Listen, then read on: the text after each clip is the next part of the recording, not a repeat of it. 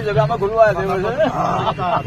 मतलब पहले तो घुमाना जरूरी है, फिर बोला जो पसंद है स्टेशन बोला फिर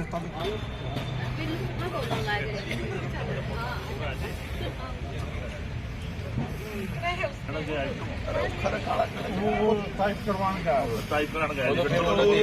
3 बजे कॉलेज में भिजवा देंगे, 2 डब्बे भिजवा देंगे। ले ला फिर और कोई नंबर दिखा देगा। देखिए, हरियाणा प्रदेश का गठन 56-57 साल पहले हुआ था। उससे पहले हरियाणा की कोई पहचान, हरियाणा का जो आज क्षेत्र है और इसमें बसने वाले जो लोग हैं, इनकी कोई पहचान नहीं थी। सब कुछ पंजाब में ही सीमित था, पंजाब तक।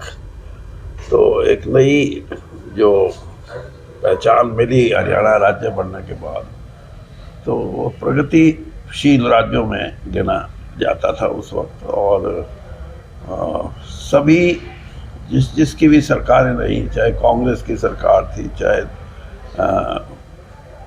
उस समय के लोक दल की सरकार थी, और चाहे आज भाजपा की सरकार है, सबने प्रदेश की प्रगति के लिए काम बहुत कुछ किया।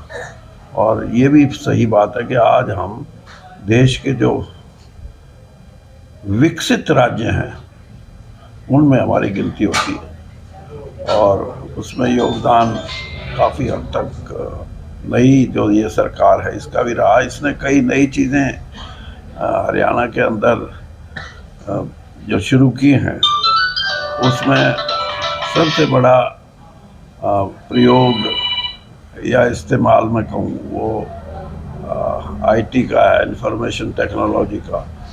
उसके माध्यम से लोगों की बहुत सी ऐसी चीज़ें हैं, चाहे वो कृषि से संबंधित हैं, चाहे नौकरियों की बदली से संबंधित है, चाहे नौकरियां लगाने से संबंधित हैं।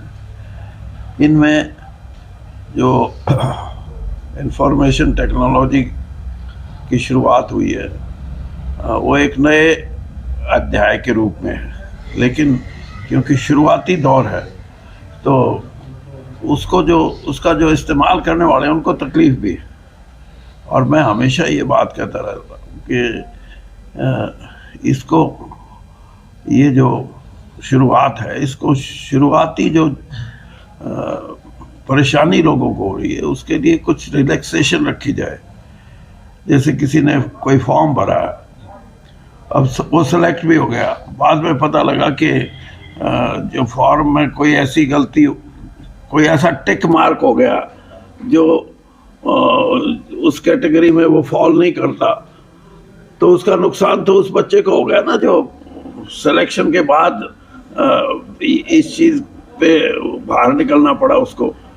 तो इसलिए मेरा मुख्यमंत्री जी से भी ये कई बार का कहना है कि जब तक पूर्ण तौर पे ज्ञान ना हो जाए सभी हरियाणा वासियों को, इस सुविधा के लिए कुछ ना कुछ ऐसे प्रावधान किए जाएं जिससे कि कोई गलतियां हुई हों तो उनको ठीक कर लिया जाए।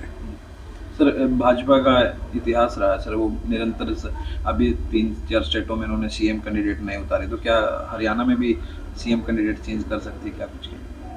देखिए भाई, अब ये तो अलग बात है कि भाजपा का अपना एक कार्यशैली है कि वो कितने दिन कितने चीफ मिनिस्टर रखेगी, कितने साल रखेगी। अब देखा जाए तो मध्य प्रदेश में 18 साल की चीफ मिनिस्ट्री के बाद चौहान साहब जो है, शिवराज चौहान, उनको मामा बोल के कहा कि अब आप मामा का काम करो।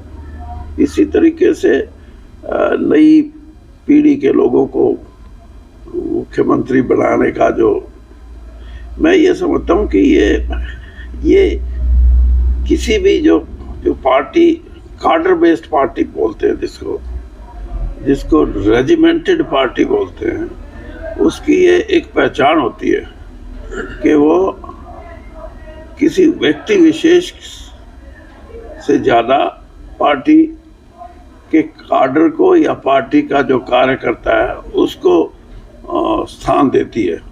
और अब ये पद्धति कहाँ तक सफल होगी ये तो भविष्य बताएगा, लेकिन ये नई पद्धति है। कांग्रेस में ऐसा नहीं है। कांग्रेस में व्यक्ति विशेष की भी पहचान है, और व्यक्ति विशेष की पहचान तो इसीलिए कांग्रेस में बहुत बड़े बड़े लीडर भी पैदा हुए हैं।